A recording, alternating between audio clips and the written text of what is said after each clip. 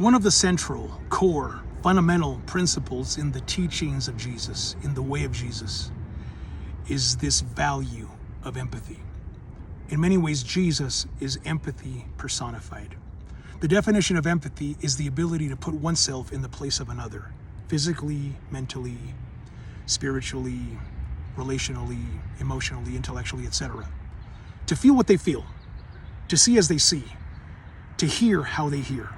That is empathy. And over again in the Gospels, we see Jesus doing this again and again. The story of Jesus is God coming into the world, Jesus joining in with the suffering of humanity, sitting down with sinners to eat with them, to drink with them, to talk with them, touching the impure, the lepers who were considered impure in his day, uplifting the stories of oppressed, marginalized people, of women, of outcasts, over and over again. Even the way that Jesus dies. Many Christians work with this substitutionary model of the cross, which teaches that on the cross, Jesus takes our place and suffers with us and for us. That's empathy. So it's interesting that in today's time, we see Christian leaders attacking empathy. This year, a Christian author put out a book titled The Sin of Empathy. Last year, a Christian leader put out a book called Toxic Empathy. We have figures like Albert Mohler, the president of Southern Baptist Theological Seminary, calling into question the value, the importance, the need for empathy. We have Charlie Kirk saying that he hates the word empathy. He called it a made-up word.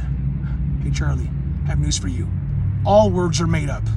All words are made up to communicate concepts and ideas, even in English. We have Jordan Peterson saying that empathy is not a moral virtue, a moral value. He also misrepresented empathy, calling it feeling sorry for someone. He knows that's not the definition of empathy. As I said earlier, empathy means to put yourself in the place of another. He's an educated man. He knows exactly what he's doing. He's misrepresenting empathy so that he can attack it. Attacks on empathy, unfortunately, are nothing new. Even from religious leaders, they're nothing new. Over and over again throughout history, far-right movements have attacked empathy. Even if they don't use the word empathy, they are still attacking the concept of it, putting yourself in the place of another, feeling what they feel. They have attacked that idea over and over again. I can give you examples like the colonial empires of the world that stole land from people and exterminated people and enslaved people. We can talk about Stalin's Soviet Union, Hitler's Germany, fascism in Mussolini's Italy.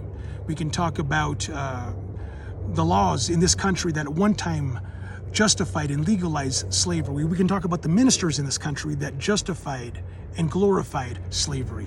We can talk about the Jim Crow laws in the South. We can talk about Zionists in Palestine, all who on some level have attacked empathy. Even if they don't use the word, again, they're attacking the concept of empathy. Why?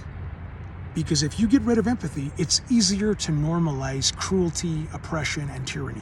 Without empathy, it's easy to steal somebody's land. It's easy to enslave Africans. It's easy to send Jews to the gas chambers. It's easy to bomb hospitals and school buildings in Gaza. It's the normalization, the legitimization of cruelty, oppression, and tyranny. And make no mistake about it, these Christian leaders today who are attacking empathy are allowing themselves to be used, knowingly or unknowingly. They are tools of empire. They are tools of the powerful who don't care about oppressing people, who don't care about the marginalized, who have their own ambitious goals for politics or money or power or whatever else. They're allowing the message of Jesus to be used to that end. That is not the way of Jesus. And let me just say something right now.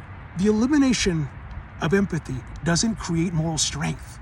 It breeds sanctioned cruelty, the kind that hides behind religion and patriotism. Empathy isn't the opposite of truth. It's a path towards truth. Without empathy, justice becomes cruelty disguised as righteousness. Empathy is central and core, fundamental to the way of Jesus. Jesus is empathy personified.